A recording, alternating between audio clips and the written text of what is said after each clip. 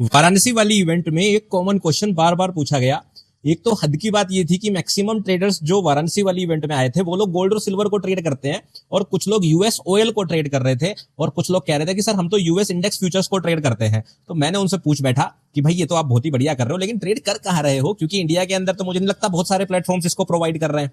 तो उन्होंने कमाल की बात बोली कि सर हम लोग जो है एफआईयू रजिस्टर्ड प्लेटफॉर्म यूज नहीं करते, और हम लोग, उन्होंने कुछ प्लेटफॉर्म के नाम बताया, देखो नाम तो मैं ले नहीं पा रहा हूँ, आप लोग जानते हो, लेकिन कुछ फॉरेक्स के प्लेटफॉर्म्स का नाम बताया उन्होंने कि सर हम तो ये यूज कर रहे हैं। मैंने पूछा कि भाई वो क्यों यूज कर रहे हो, जब आजकल सारी एफआईयू क्रिप्टो एक्सचेंजेस आपको जो है ये सारी अपॉर्चुनिटीज प्रोवाइड करती है, तो वो क्यों कर रहे हो।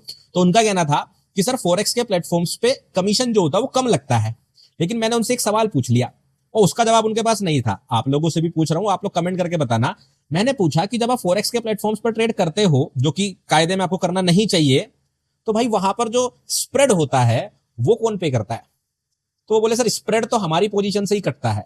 मैंने कहा सोचो आप 30 से 40 पॉइंट्स जो बेबी पिप होता है उसका तो स्प्रेड ही आप लोग जो है वहां पर अपने पोजीशन के लॉस में चले जाते हो, और आप सोच रहे हो आपकी फीस कम लग रही है। लेकिन इसी की जगह पर अगर आप इंडियन एक्सचेंजेस को देखोगे, इंडियन एक्सचेंजेस नहीं, माफ कीजिएगा, इंडियन क्रिप्टो एक्सचेंजेस जो एफआईयू रजिस्टर्ड है, जैसे कॉइन डीसीएक्स, अगर आप उस एक्सचेंज को देखोगे वहां के अंदर ऑर्डर बुक में आपको स्प्रेड नहीं मिलेगा। अब उनकी फीस थोड़ी ज्यादा है, मैं मान रहा हूं, बिल्कुल सच बात है, लेकिन खुद सोच के देखो ना, तो ये टेंशन है पैसा कैसे निकाले, पैसा कैसे डिपॉजिट करे, ना ये टेंशन है कि जो है कहीं इनकम टैक्स का नोटिस ना आ जाए। और सबसे बड़ी बात, भाई स्प्रेड से कम फीस बैठेगी, थोड़ा दिमाग लगाओ, सेंस लगाओ। और सबसे बढ़िया है आईएनआर डिपॉजिट और आईएनआर विड्रॉल, ना किसी चीज की टेंशन है। और फ्यूचर्स एंड ऑप्शन करने पर क्रिप्टो का 30% टैक्स स्लैब वाला रूल भी लागू नहीं होता, तो आप फ्यूचर्स एंड ऑप्शन प्यार से कर सकते हो। बस सिंपल क्या है कि गोल्ड और सिल्वर के क्रिप्टो टोकन है, वहां पर इतना सा फर्क है कि आप डायरेक्टली गोल्ड में ट्रेड नहीं कर रहे हो, गोल्ड और सिल्वर के कॉन्ट्रैक्ट्स पर ट्रेड कर रहे होते हो। लेकिन जो ट्रेडर है उन्हें तो चार्ट से मतलब है, वॉलेटिलिटी से मतलब है।